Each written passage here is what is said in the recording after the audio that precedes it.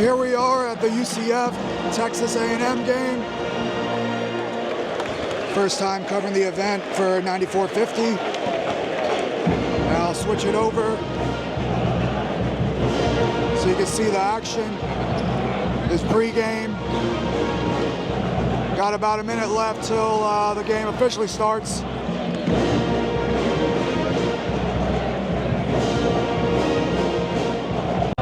The UCF faithful getting hype before the game. So this is a home opener for UCF men's basketball. I'm not even sure you can hear me. It's so loud in here.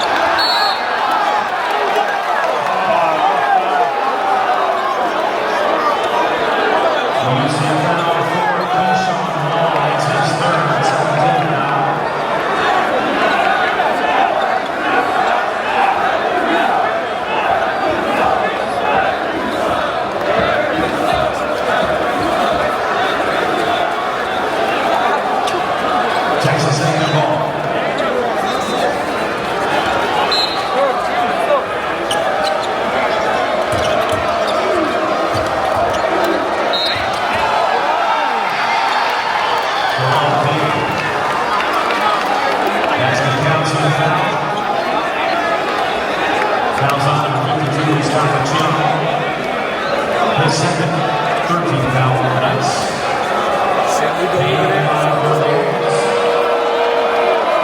One shot.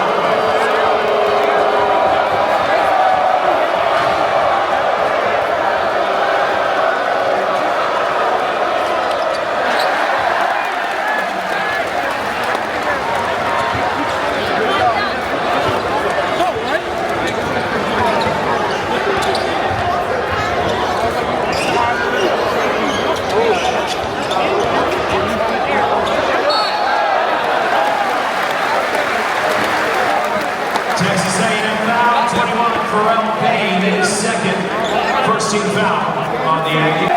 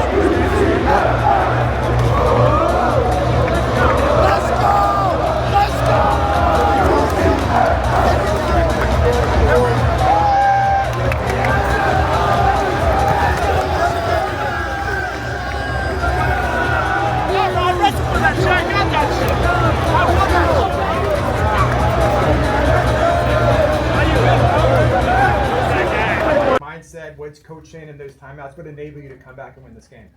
We knew we just had to get stops down the stretch. You know, they went on a little bit of a run, so they out-rebounded us, you know, giving them a lot of second chance points. But we ended up fighting. Big shout out to Keyshawn, you know, keeping the game close, making some big plays down the stretch.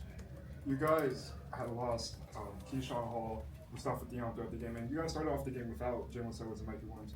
Against the number 13 ranked Texas A&M team, what does that grit show about you guys? How you guys fought back in this win even with a depleted roster?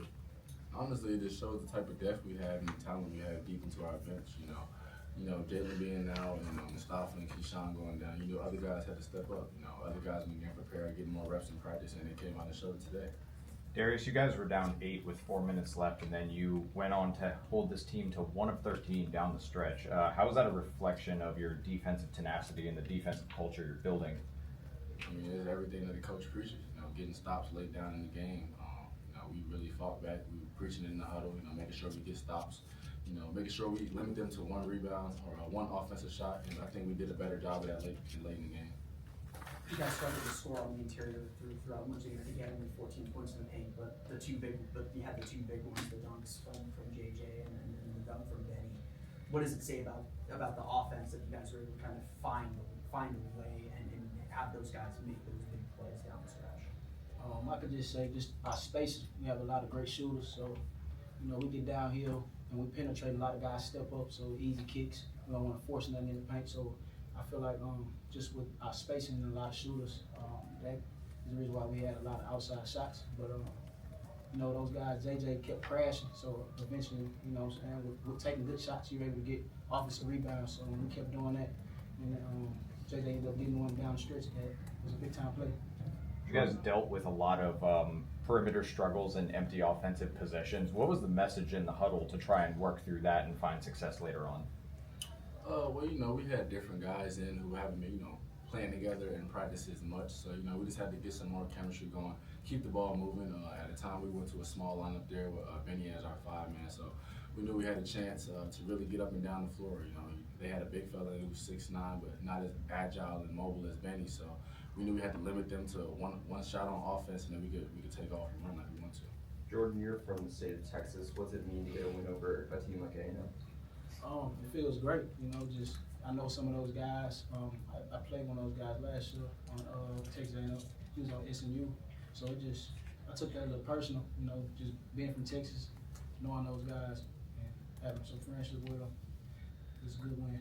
What's it like to have a court storming? Again, you had to win a year ago with Kansas, but to have all the students celebrate on the court with you, what's that like? You know, it's a great experience, but, you know, we're supposed to get that win, so it ain't really, you know, it ain't nothing too big. We went into the game expecting to win and nothing less. You know, we're happy that the fans are excited and that they have so much joy and excitement behind us, but, you know, that's what we're supposed to do. Aside from the immense student turnout that we saw tonight and how it contributed to the energy, there were several football players in attendance tonight. What does that say about the internal support of the UCF athletic community? It's a lot of support, you know, everybody support each other. It's my first year like playing the Big 12 with this environment. I say I love it, love the support. It's like a dream come true, like a movie scene, so sure, hey, I love it. I asked you guys after the FGCU exhibition how the process of building continuity was reflecting in this team. How would you say your continuity has built over the last few weeks and how it reflected in this win? I would say we did a decent job today. We had 13 assists, but, you know, just playing together. You know, when guys go down like that, you know, different guys get flipped to different colors in practice. So, you know, just building more chemistry in practice, you know, playing together.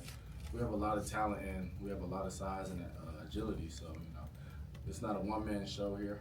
We have multiple guys who are capable of making shots and making plays. So we trust one another and we just put the ball in each other's hands.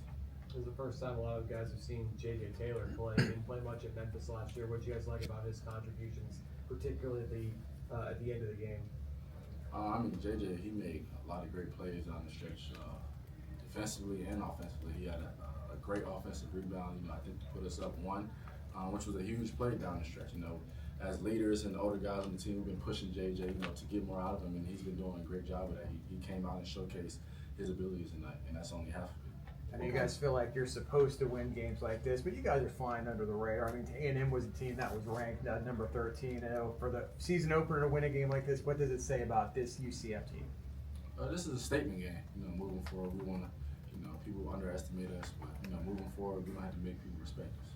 What kind of factor can Mustafa be this season for you guys?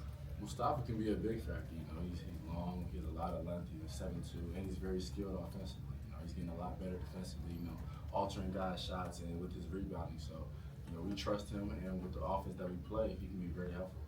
And I can say, on top of that, he was a big factor in this game. Got several blocks and a big time shot down in the stretch, you know, like help us win. You guys came out the gate shooting the 3-ball at a crazy rate. And then towards later in the second half, when it wasn't falling as much, you guys started attacking the paint more and more, getting to the line. Was that kind of like, was that a plan change in the game, or was it just getting open? Just knowing the flow of the game, seeing how many fouls, you know, DJ, our leader, he pointed it out to everybody that next foul would be a 1-on-1. We kept attacking. You know, DJ, we kept feeding DJ down the stretch. We knew we had the mismatch. We was attacking it all day. Yeah, I would say early on we fell in love with the 3-ball, and I told the guys coming to the huddle, you know, we're getting great looks, but let's try to attack them, put some pressure on the rim, you know, see how they guard, see if they can protect the paint as well. You know, eventually we got into the 1-1, so I was just like, you know, let's keep attacking, and our shot fell from the perimeter, which made it easier for us to attack. On that note, you guys started the game over 8 and 1 of 12. So how did you keep composure when they weren't falling early? Honestly, we missed a lot of great shots. Like a lot of guys, you know, shot open shots that they make in practice. So we weren't mad at those shots at all. You know, a good shot is not a mistake. So, you know, coach is happy living with those shots 9 times out of 10. I knew Jalen was going to be such a big factor of this team. Of course, I know he went down in the exhibition game a couple weeks ago. How did this team come together after that injury? Just kind of rally around him and having other guys step up in his absence. Just knowing how much Jalen, how hard he goes as a leader, and us as brothers, we brotherhood. So when one brother falls, we look at that and we take pride in that, and we go hard for each other. Johnny wants to build this team as a defensive team, but what does it say? Shots aren't falling. It's easy for heads to droop, and then maybe for offense struggles to kind of take away some of their defense. What does it say that in the first game you guys kept the defensive intensity where you needed to give your offense a chance to catch back up, to get back up? Honestly, it's been something we preached all summer. Offense is not something that's going to go in every night. You can't always rely on the ball to go in, but when you're on those roads and you're in those tough environments, defense is one of the things that travel. Shout out to Night Nation, man. They were great, with their enthusiasm and energy down the stretch. You guys obviously play up tempo, but a lot of those fast break opportunities weren't translating. How were you able to settle down, especially down the stretch, knowing that you could win this game? I feel like down the stretch, we ended up just taking advantage of being in foul trouble. We were in the bonus late in the game, so we shot a lot of free throws towards the end of the game. We didn't capitalize on a lot of those fast break points, but that's something that we'll go over in the film and make sure that we correct. Talking about down the stretch, you guys were down by around 10. Playing down with 5 or 6 minutes left, they've got a 10, 11 point lead. What did you see in that final stretch that enabled you to come back and win this game? Well, I thought really during that stretch when we were down about 9 or 11, I thought Keyshawn really started stepping up and making plays for us, and cut it to about 2 possessions with about 4 minutes to go. I want to say maybe a 6-point lead, but he put us in position. And I thought, all through the night, I thought DJ was making timely plays, getting fouled or making threes for us, which I thought was terrific. And then I think coming on the stretch, he's put a freshman in there, and JJ just responded. He stepped up and offensive rebound, put back, blocked some shots, rebounded the ball for us.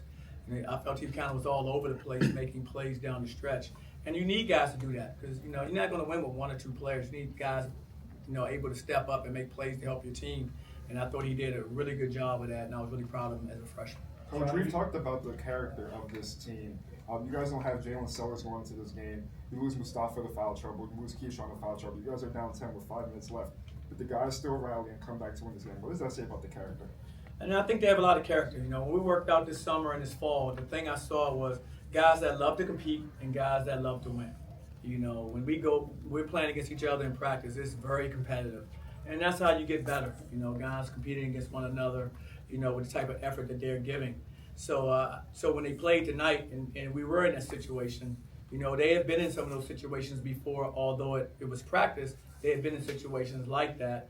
And I thought they did a really good job of understanding what they need to do to work their way back in the game. And I thought they did that. Johnny, you've been